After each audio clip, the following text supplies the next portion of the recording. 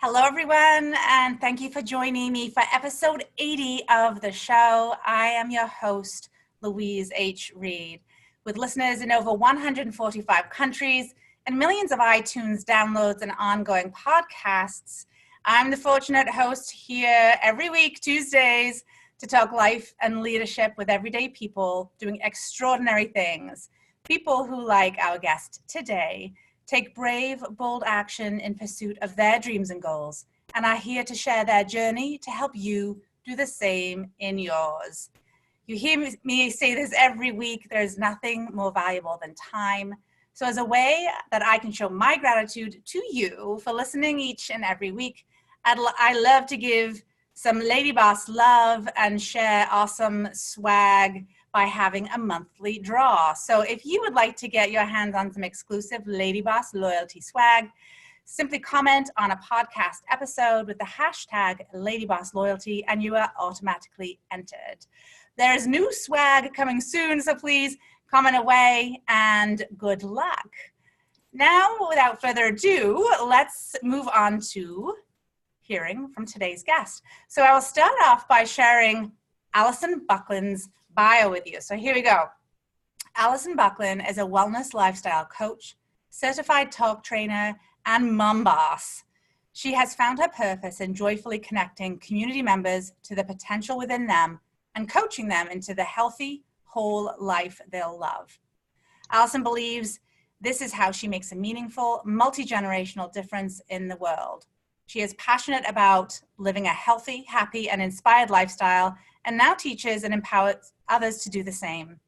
Using social media as a tool to connect with people all over the world, she is building a global team of individuals who want more out of life, more time, more flexibility, more money, and a greater purpose to create a life by design, leaving a legacy for future generations and making an impact.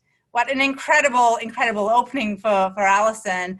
Alison, welcome to the show, my friend.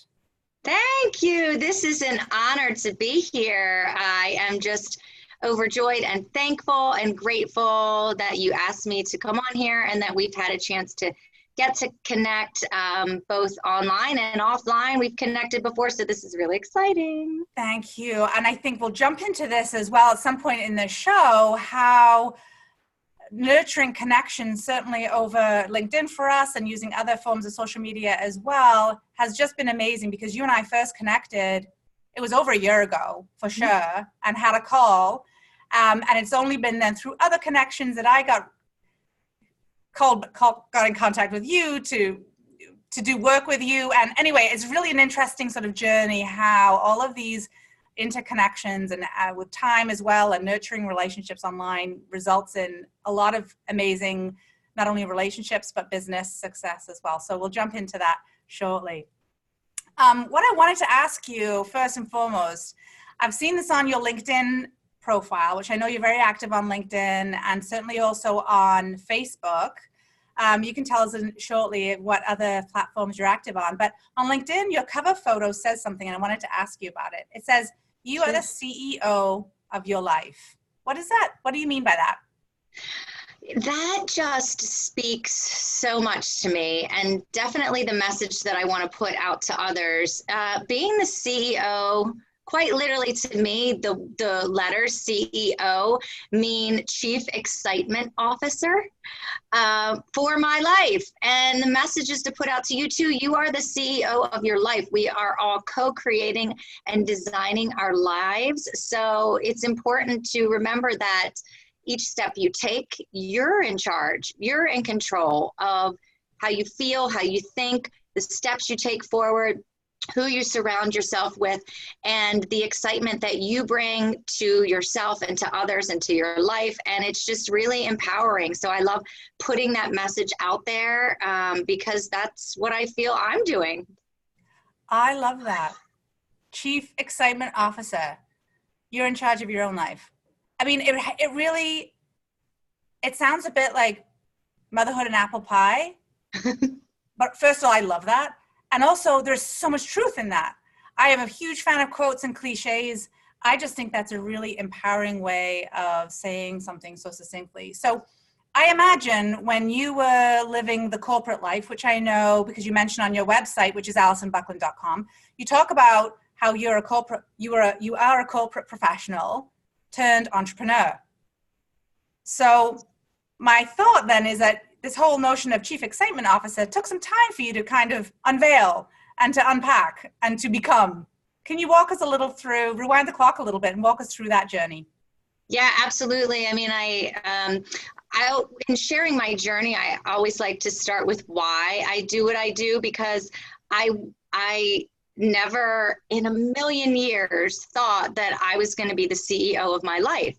Growing up, some of the things that I learned or what I thought I was supposed to do were to go to school and get good grades and be a good person and go to college and pick a major and graduate and work for the rest of my life. And I grew up as an overachiever, also as a people pleaser. I'm a recovering people pleaser, right? And so I never thought that I was going to be an entrepreneur. I just set out to work to do what I thought I was supposed to do, and that's what I did. But what happened along the way as I went into corporate America and started my corporate journey working for other companies and other CEOs, helping them succeed, is that there was always this little like, I want more, underlying underneath of it all, but I never really listened to that tug or intuition. Now that I know that intuition there, but so got married, started to try to have a family. And I always knew I wanted to be a mom. That was really at the heart of everything. But it didn't go as planned. My husband and I tried for about 4.5 years. We tried fertility. We had unexplained infertility.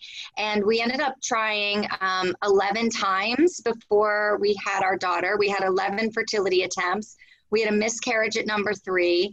I lived on bed rest in the hospital for 7 weeks while I was, getting ready to have my child. And that journey just changed everything. I mean, I've got to use my determination and just faith. And through that journey, I learned so much, but I knew it was going to happen. So I kept going, and it did. And that changed everything. I became a mom.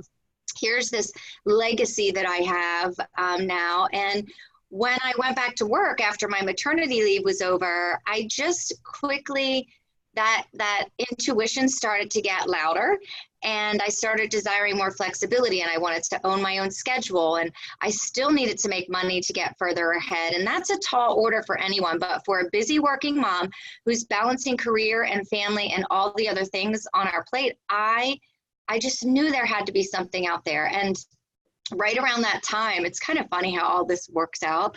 Right around that time, a friend of mine from high school, she came over and introduced me to the company that I'm with. And at first, what appealed to me was how they looked at health in a natural and holistic way. And that really aligned with the standards that I had for the things that I wanted to use in and on my body for my family as well. And it also introduced me to kind of planting the seeds of what it would be like to have my own business, and which I'd never thought about before. And so I then learned so much. I mean, my health changed completely. The year I was getting ready to turn 40, I entered into a 30 days to healthy living lifestyle. This was coming up on about 4 years now. And I had been in a place just mentally and physically where I didn't want to be anymore. And so I embrace this lifestyle. I'm healthier, I'm happier, I'm more focused and energetic. I start to dream bigger. I now see that this lifestyle also has this business opportunity where I just embraced and have been learning and growing and gotten to the point where I am today. I've learned so much about connecting with others and building relationships while also still working in corporate America and really kind of uncovering, opportunities that allow me to have a voice and to use my values and to sell. I do work in sales and marketing to sell and provide solutions that help better other people's lives, which is really cool. It's all kind of coming together for me right now in this, where I am today. So thank you for all of that. Like, there's so much to unpack there. I took a few notes because I'm like, oh, I need to ask about that. I need to ask about that. I need to ask about that. I'm not sure really where to go. I'm sure we'll explore it all. I love, I want us to maybe go to the 30 days to healthy living. So this is with Arbonne. Yes. And I want to also take a moment just to share that I just started, I'm halfway through, I think. I should know what day I'm on. Yeah. I'm halfway through 30 days to healthy living. Alison introduced me to, when we first chatted, we talked about all sorts of things. It was about a year and a half ago. And so I was aware of this, and then stayed connected with you online because you're just doing magical things online and really inspiring people to take charge of their life, whether it's through Arbonne or otherwise. And that's what I really like about you. I know your message is through Arbonne, but multi-level marketing, this is multi-level marketing? Mm-hmm. Network marketing, social marketing, leverage sales. There's right? Like a lot of different words for it. Yeah. And I think some people, like with a lot of other professions, there are some professions that have a dirty connotation, or people have had a negative experience with, which that had been the case for me. This has changed my outlook and experience totally on this kind of business. And so that's awesome. I'm so happy to hear that. Seriously. And that's because of the way that you show up. So for those listening who don't know Alison, many of you may, but check out Alison Bucklin. Whether you're interested in Arbonne or not, I don't really care at this point. Obviously, Alison cares, but I want you to check her out because she offers way more than Arbonne. Arbonne is a mechanism. This is my story of you. Correct me if I'm wrong, but Arbonne is the mechanism through which you connect with others. But it's so much more than Arbonne that you end up, the kind of people that you end up supporting and impacting. And so I've opted into Arbonne because of a mutual friend who too has just recently done Arbonne, Kristen Sherry. So I think this is the piece I was saying at the beginning, how the social enterprise now and what social has allowed us to do for business and with business and for our lives is just incredible. Yeah, it is wonderful. I mean, Arbonne changed my life. It has been a gift from the products, from the people, from the culture, the empowerment. Arbonne taught me not only how to live healthy lifestyle from the inside out, but also how to add value to others' lives. It's so much bigger than being an Arbonne brand ambassador. Mm. I love what I get to do. It is a tool, really. It is a tool that I use to help people get healthy. I have other tools that I use now as a result of growing a business and connecting with other people. But it introduced me to why it's so important to devote yourself to personal growth and development, because in order to grow a business, you have to grow yourself. And, I'm aligned with some other leaders in this profession of network marketing that really inspire to create a legacy and to create an impact. And while I am using this as a vehicle to create residual income and time leverage in my life so that I can choose who I spend my time with and what I do when I spend my time, and also have the income to be able to do that and support that for the rest of my life. I want more money so that I can give more money away. And that's also something that I've learned to be a part of Arbonne, is that I've never met a group of people who care so much more about giving their money away than with this group. So yeah, I appreciate you sharing that, my presence, and just, it's creating a new or a positive outlook on network marketing, because we really all do word of mouth advertising and the things that we do every single day when we influence others, or we are influenced by those in our lives that are around us. And when we learn to know, like, and trust other people, and they in turn learn how to know, like, and trust us, then we can just provide solutions, right, at the end of the day. And that's how I look at it. It's a tool that I use, and I love being able to give that tool to other people and help other women grow as well, just like me. I mean, was a busy corporate mom, had that like inkling that I wanted more. And then finally I've grown into the person and have answered that call to do more and stepped into that courage, because it takes courage, man. I know all the negative connotation around what it is I'm doing, but that's okay. I'm going to do it anyway. I'm going to have courage and step out and do it anyway. I love that. I appreciate that too. And it's always something I like to explore with my guests that I have on the show, is this notion of courage. I think that we believe that courage looks like a big lion, you know, roaring at the top of it. I think of the Lion King, the movie The Lion King, right? And Simba or whichever lion standing on the top of Pride Rock roaring. It doesn't always look like that. I don't think it usually looks like that. What do you think courage, so what did courage look like for you when you said it took courage? What did that actually look like in the day-to-day? Yeah, I mean, well, to first off, to listen to that voice, to not listen to that negative voice that when it came up, like, oh, who are you to think you could do that? Or you could never do a 30 days to healthy living. You could never give up this. Or like, I mean, when it takes courage to recognize the negative self-talk and step around it, you know, to then embrace. I mean, when I was getting ready to turn 40, this was 4 years ago, and I was looking ahead thinking, okay, I'm going to be 40. What do I want to look and feel like? And I wanted to rock my 40s, right? But yet there was still all these excuses I was telling myself of why I couldn't do something. So courage is courage is small. Courage is stepping past that negative self-talk and doing something in spite of it. Courage is also, for me, day to day, it is asking.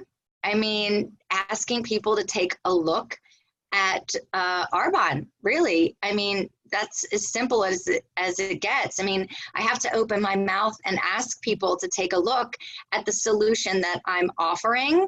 And courage is also asking questions to uncover people's pain points, you know, and getting over that, what are people going to think of me mindset to do. And it does take courage to better ourselves and to have that growth mindset and stay true to that every day. I do think that takes courage. And then, you know, it takes a heck of a lot of courage when you fall down and make mistakes and have to move past that. I think that takes a lot of courage to be humble enough to ask for help, to a variety of different things that courage means to me and what that looks like. I thank you for sharing all of that. And I think that makes it so much more relatable when you're able to articulate it like that, because I really hear the word courage. We hear people, you know, be strong, be brave, and those are really important. But it's like, well, what does that actually look like? Because that sounds really big and menacing. And so the way that you just broke it down, it's like you still take these actions, which on the outside look courageous, and inside you still your knees might be shaking. But yes. You go forward anyway. You go for it anyway. Like, I mean, it takes courage to talk to new people. And in my profession, like, I have to meet people and grow my network. And I have to do that in my corporate role as well. But that takes courage. It takes courage to put yourself out there. And even for my clients, who I coach through this lifestyle, like, it takes so much courage to put out what you're doing, but it is, and I get it. I know that it's scary to put it out there because it was for me, because I was like, what are people going to think? Oh my gosh, they're judging me and they're doing it. I mean, I was just thinking about what other people would think. Yeah. There's people pleaser mentality, but they're not thinking about me. Nobody's, you know, they're thinking about themselves, right? Like, okay. So Alison, so I have not put anything really out there on social. Challenge me, give me what should I, putting you on the spot here to give me a challenge. what should I be thinking about, or how do I sort of figure out what I should be going out there and sharing on social?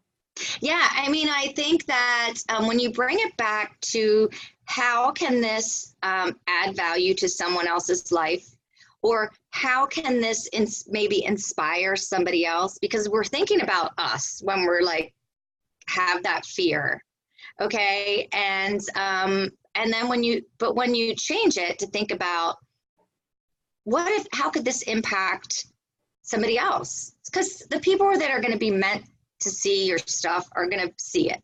And I mean, I think that is a great place to start. And I know that it's scary, but it's okay to put yourself out there. Share what you're doing. Share the steps that you're taking to better yourself, because somebody somewhere is just waiting for you to share that, because they're scared and they want to know that it's okay. Well, if she could do it, I could do it. I think for me as well, so that's really helpful, because for me it was also that it had just gone to sort of back of mind. And then when I saw Kristen sharing it, it was like the timing, the stars aligned, so to speak, right? The timing was right. And it's like, oh, okay, let's go, Louise. So you're right. And this is, the power of sharing stories is really what connects us, isn't it? Really, yeah, it definitely is. And I mean, you don't have the foresight to see how that could impact someone's life. Okay. I mean, you really don't. I mean, I know from Kristen sharing her journey and putting out what she was experiencing, now that had impacted you to step up and take control of your health and have a plan for doing that. But also it inspired Kristen's mom, who now is just thriving. And I mean, who's to say what, I mean, she just emailed me today and said, oh my gosh, this is amazing. I've gone down 2 pant sizes. I've released 20 pounds and I feel great and I'm sleeping great. And I'm just like, that's amazing. And then she's like, people are starting to ask me. And we all, I think, stepping back, we want like this magical, like easy button or something. Right? We want like, okay, this pill that's going to magically transform us into the person that we know that we are meant to be. But it doesn't work that way, right? It takes the little steps to get there. And I think, it's okay to share your journey, to share the things you're struggling with, to share, because there's so many people out there who are doing the same thing, and it also, with something like this, what I teach and what I help others through, and that you're taking place in, you learn so much. You learn so much about your body and listening to your body. And I think when we learn things that we can then teach, I mean, that's another thing that you can put out onto social. Hey, I'm going through this 30 days to healthy living. I just learned in our support group, how many ounces of water is the recommended that I'm supposed to drink a day? I never knew that. Maybe you need to know that too. So somebody else, you can teach other people what you're learning. And that's really what I started doing when I started experiencing results, is that I felt like I couldn't keep it to myself. Like it would be selfish of me to keep it to myself. So I shared my journey. I shared how I was feeling. I shared, I wasn't quite good today. I did cave in and have that glass of wine because I was stressed out, but that's okay. I'm human. You can share that stuff too. It's not all rainbows and butterflies. Right. It's the realness of it. I love that. Yeah, okay. Yeah. Okay. And it's funny because it's like I'm out there all the time about all sorts of other things, but this isn't a piece of my life that I've really shared a lot. So, okay, I'm going to do that.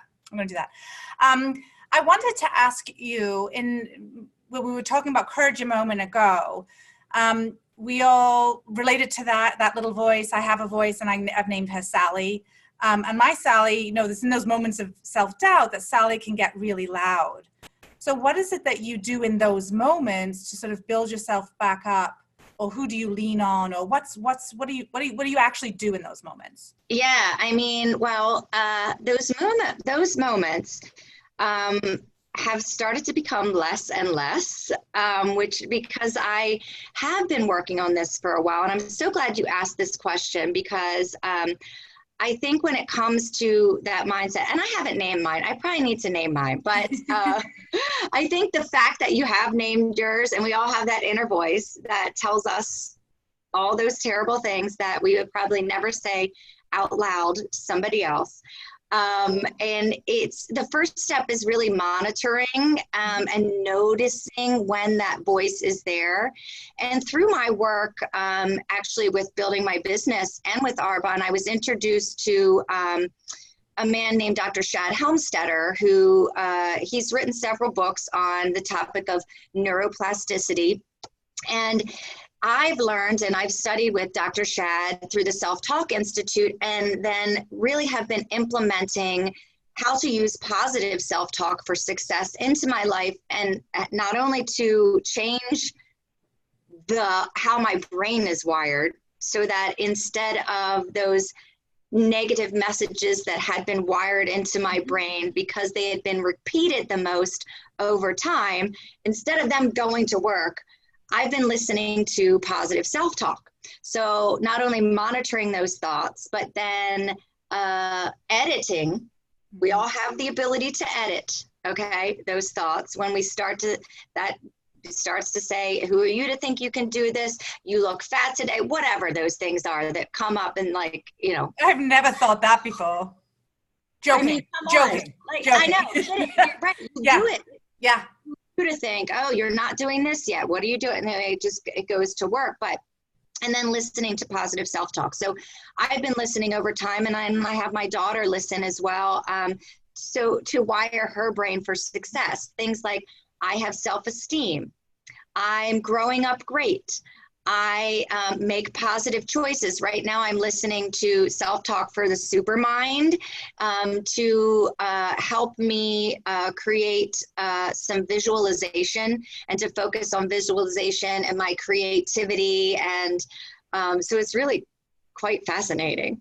I love everything that you just said. I took a few notes on that. Self-talk for the supermind. I'm going to check that out. And I will also put a link to that in the show notes. Okay, yeah. Mm-hmm.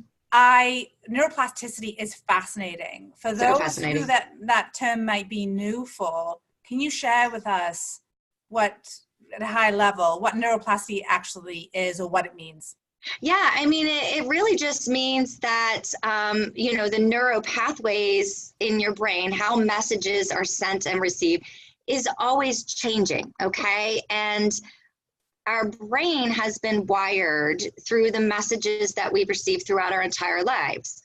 And the ones that are repeated the most are the ones that are wired into our brain, positively or negatively, okay? And so the people we surround ourselves with, the things that we say, the things that we hear over time, the things that we watch, all those are messages that get repeated and get wired in. And they just go to work to make things happen. Mostly those that are wired in our subconscious mind are not serving us. Mm-hmm. And because our brain doesn't know true or false, it doesn't know right from wrong, it doesn't know, you know, what's positive or negative. So neuroplasticity just means that we can then take control over the repetition of messages that we then incorporate into our lives. And that's why I love to train on self-talk for success, because it is a solution for being able to listen to the right positive self-talk messages to on repeat to then wire and rewire my brain for success. I'm wiring my brain for success because I'm spiraling up. So if you want to spiral up too, who doesn't? Anyone who's listening to this podcast or this show live, it wants to be spiraling up. The reason I asked that question, so thanks for digging into that a bit, is because neuroplasticity is a relatively new area of study. I want to say 25 years that there's been more study. Maybe it's a bit longer, but that old phrase, you can't teach an old dog new tricks, is wrong, right? You can, and not saying that you're old or I'm old, but it's that, once the brain has been formed, I think there used to be this belief that that's kind of just what it is. Mm-hmm. And the research now is showing that that is not the case. And the reason, again, I wanted to mention this was because some people have this idea that positive self-talk is fluff, and it's actually not. There is science and research that it actually changes the way that our brains exist and fire. And so that's why I wanted just here to dig into that a bit, because for those who are, kind of questioning that, it's not fluff, it's fact. It is. And I have seen as a mom using this with my daughter, how it is so impactful in how I parent. I mean, from her having repeated, I make good choices. And it talks about bad choice versus good choice. I mean, and now as I parent, I'll ask her, was that a good choice or a bad choice? And I'll make her tell me either way. And then we'll repeat, I make good choices. I'm growing up great. Or I'll empower her with being able to make the right choice. I'll say, Evelyn, I know you're going to make the right choice and you're a good listener. So you're going to do the right thing. And then she does. It's like it's magic. I'm like wiring my child. Right? As opposed to some of the things that I heard through no fault of the people in my life who were repeating these messages, because we're all just wired by the people we're wired, by the people who are wired, so it's no fault of our own, but we can break the cycle. But a lot of the messages that I heard were all negative around body image, around love of oneself, of building ourselves up. Therefore, how that impacted me personally was it led me on this path of not liking my body, really not liking myself, which then led to disordered eating habits that, I became obsessed with that number on the scale and looks and everything, how that defined me, and did not treat myself very well as a result. And it's interesting how it all comes full circle, and that now this is what I get to give the other people the gift of, because it helped me. It taught me great eating habits and to listen to my body and the right self-talk and the right affirmations, and being able to grow not only my mindset, but my body and my spiritual health as well, which I think all comes together to just give us this like healthy, happy, full life. It does. It's all of those elements and the science behind that too. I'm absolutely fascinated by something. It's another recent area or newer area of psychology called positive psychology. And one of the pillars that Dr. Martin Seligman talks about is well-being, and it's the whole piece, it's the whole kit and caboodle. It's not just one over the other and how it all works together. So you mentioned a few things about you talked a little bit about habits and building healthy habits. Do you have some specific tools, habits, or rituals that sort of set your day up or end your day for success? Yeah, the one thing that I implemented a couple years ago now is called The Miracle Morning. And it's a book by Hal Elrod, and it's actually a movement, but it is waking up an hour earlier and doing a combination of 6 things. And I have implemented those into my life in various different capacities. But I've created this habit now where I wake up, I will meditate, I will get my body moving, I will use positive self-talk, affirmations, I'll take some time to use visualization. But now it's just second nature. To give myself that self-love and that self-care each and every single day, because I don't feel complete unless I have done my meditation for the day, and I've done the habits that I've created to better my life every single day. I mean, we have to take the steps every single day to improve ourselves.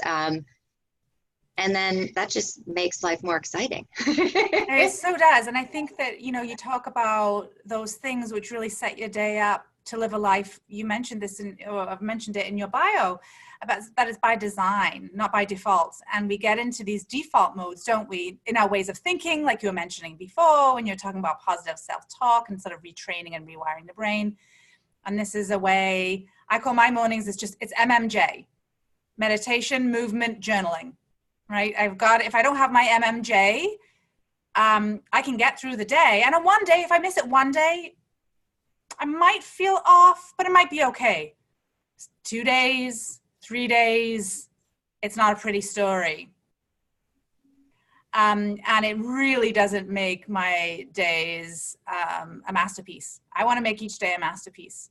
Yes. And you are designing your life. We are all co-creating our life, and we get to choose all of these things that we do. And it's just, I think it's so important to keep that growth mindset, as opposed to having that fixed mindset where you're just existing and remaining stagnant, as you talked about. And that's, and that's okay. If some people want to do that, that's okay. I mean, we all have a choice, but, we only get one life, right? And so I want to leave an impact. And what are people going to say when I'm gone? Who are the lives that I've touched in the work that I do? And what work is still out there to come? I mean, I think when you take the steps to better yourself and create habits like you've done, and, pay attention to your mindset and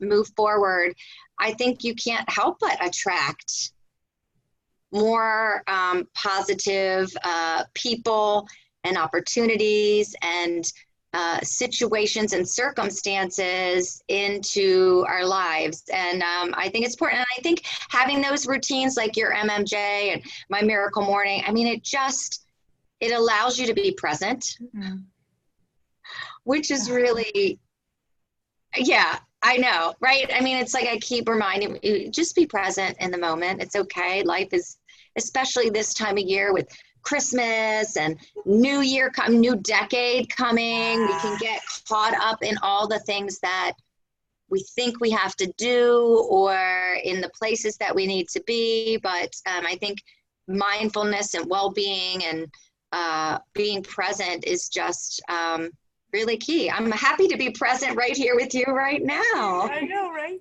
And I love all of that. And I also feel like I have to say that the data and the research and the science backs up that too.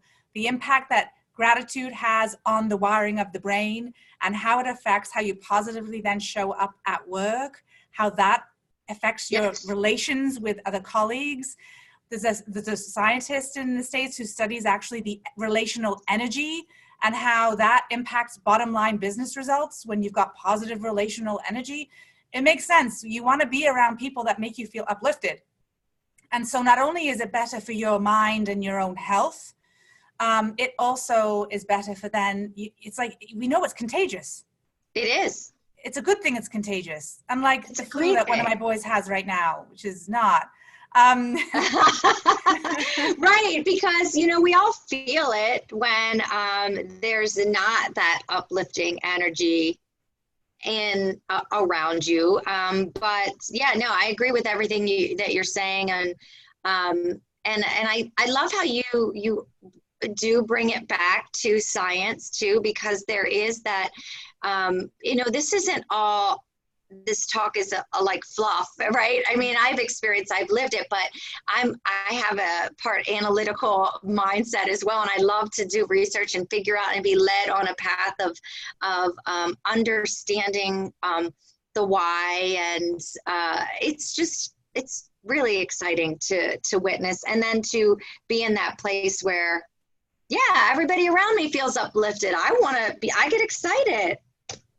Right. There's a beautiful marriage of science and soul. And I feel like I'm part of this I've got an energy around that. I feel like I've got people like you and so many others in this space, and it's really a true blessing to me, for sure. So you've mentioned a couple of times now about the importance of having a multi-generational impact. So what is the legacy that you want to leave behind? Yeah, I mean, well, it starts with, of course, my daughter, as far as legacy goes, but, being kind, treating others how we want to be treated.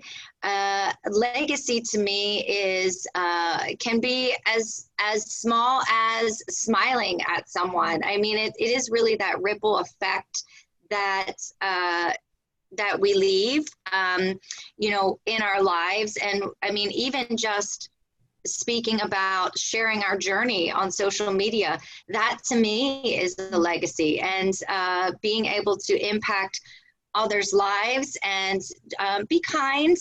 So yeah, that's making an impact in the world around us. I mean, if there's a cause that tugs on our heart, do more for that cause.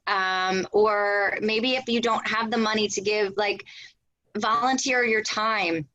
Just be open to making an impact with one another, certainly, and then for the rest of the world. So that's what it means to me. It's like this ongoing, like, I want to change the world, I mean, by that, that's what legacy to me is just a ripple effect that just lasts forever. And that's how you do, I guess, right? I love how you broke it down into some little things. Like legacy, again, is kind of big and nefarious, sort of when we were talking about courage. Yeah, right? Courage. Who doesn't want to leave a positive legacy? Oh yeah, let's leave a legacy. And it's a really good thing. But then you just saying this is how you can leave a legacy every day that then does have a bigger ripple effect, right? So being kind, smile at strangers, be giving and connect with others. That's how you do it each and every day. That's how you get that at the end of your life. You feel like it was a life well lived. It is, definitely. And the multi-generational comes into play because, of course, with my daughter and starting there, but it goes back to being proactive. I mean, my hindsight can be others' foresight. I mean, I can use my experience of unexplained infertility and then recognizing how what we put on our body and in our body can contribute to that diagnosis of infertility or every other disease that's out there.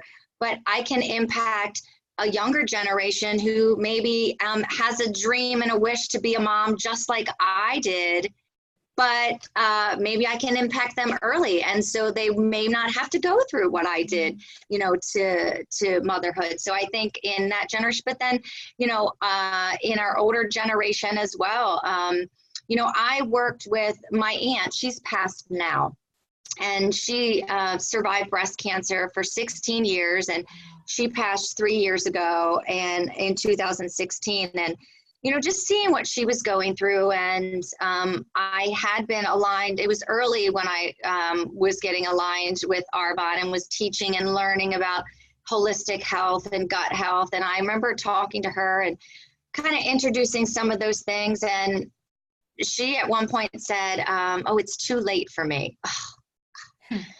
And I mean, I can only introduce, but it's up to others to know that it's never too late. It's never too late. And so I just want your listeners and people who are watching this, and for all generations and generations to come, because right now this is a legacy we're leaving.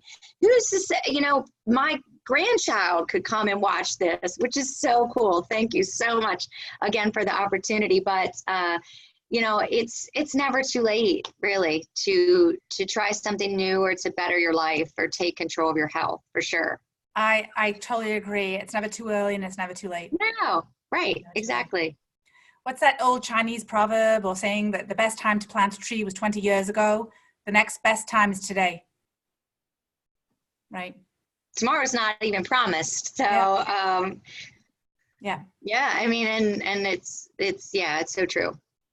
So you mentioned a moment ago about, we're on the dawn of a new decade. What kind of reflections has that brought for you? I mean, goodness gracious, it's been, I mean, for me personally, since the decade, not the last decade, but when I started my health journey 4 years ago, since then, it was also a tumultuous time with various things in my life. I mentioned I lost my aunt. My mother-in-law was diagnosed with cancer. I had some career changes from toxic work cultures. And I feel over the last like 4 years, I've kind of been finding my place.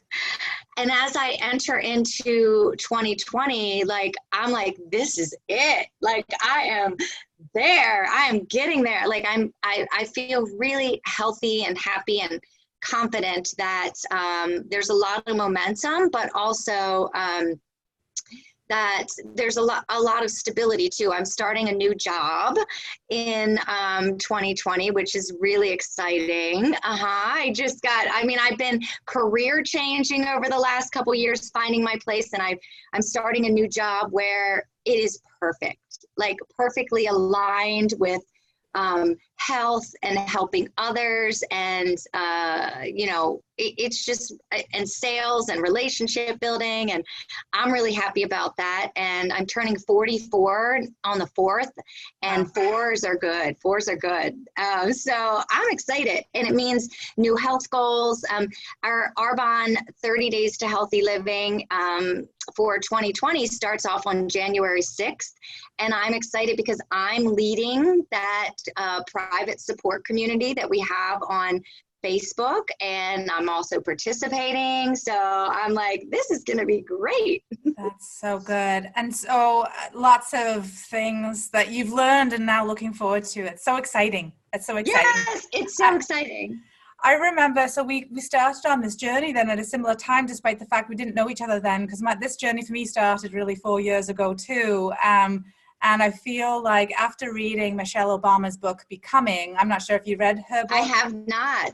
I'm going to have to get it now. Oh my gosh. Oh, okay. I mentioned it a couple of times on the show, not many, but you could also look up the interviews she had with Oprah and watch that. Because that was actually, in my opinion, personally, that was better than the book. Because I love, clearly, otherwise I wouldn't have the show, I love the engagement and hearing the energy exchange between two people.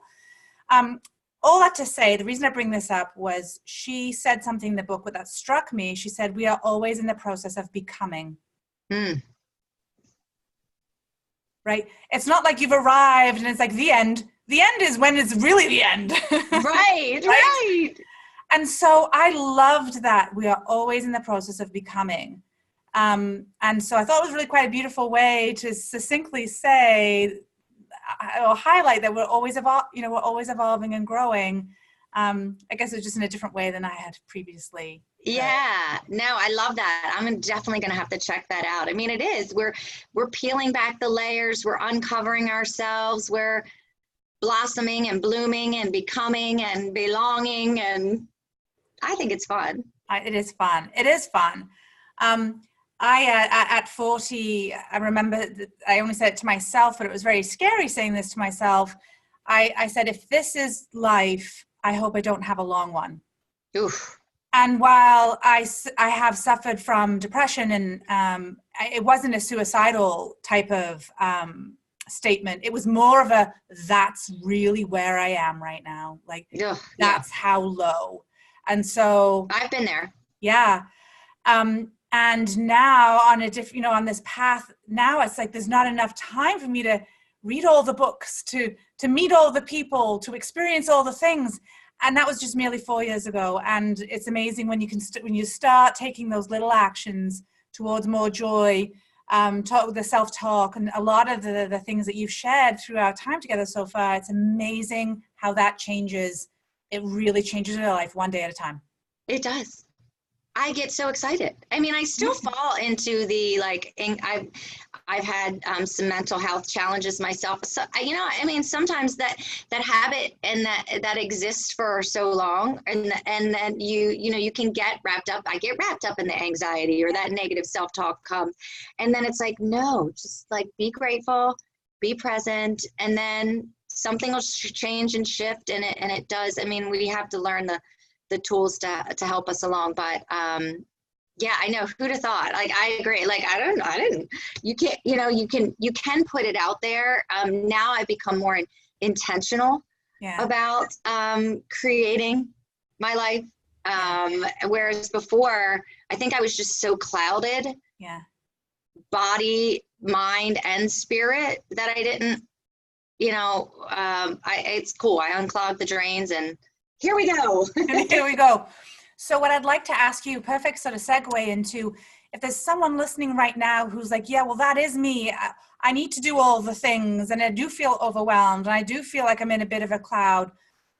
Having been there yourself, where would you suggest someone starts? Because there are lots of different starting points or entry points into this. I don't believe there's one that's necessarily right or wrong. There might be one that's more right for a person based on where they're at. What are your thoughts about that? And what would you say to that listener? Yeah, I mean, I would say, from my experience, it started with internal, with my gut. And because when you address your gut health through decreasing the toxins that you ingest and increasing the toxins you eliminate, I think from there's really such a connection between your gut and your brain, and they kind of just, this fog lifts where you can then start to think more clearly. And then you can step into some personal growth or maybe some meditation and things. But I do think that's what I teach, and that's what I help people.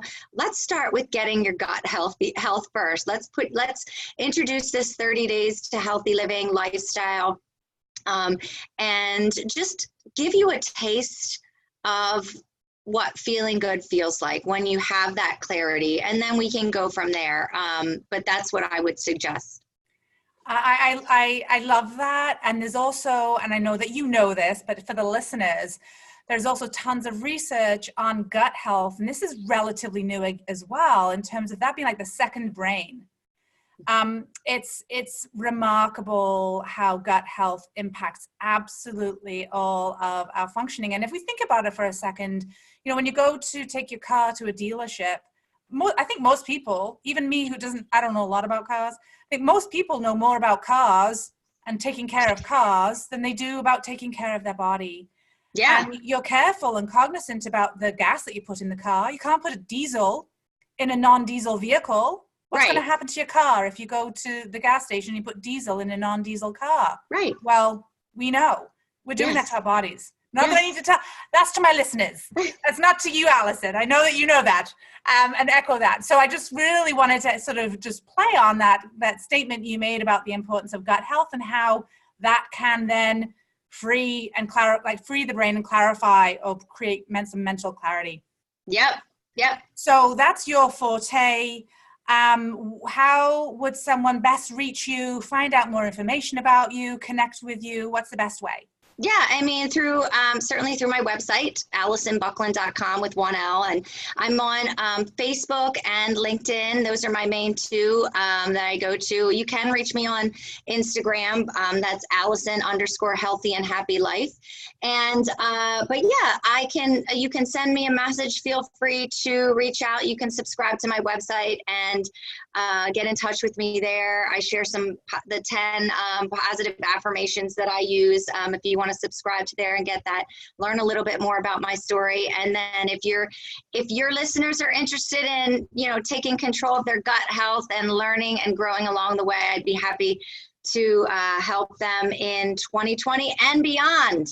Yay, awesome. And then I finally wanted to ask you a question about inspiration, because you offer so much inspiration to others. I'm curious to know who or what inspires you? Oh my goodness gracious. Well, just the people around me who are doing more for others inspire me. I mean, my husband inspires me. My daughter inspires me.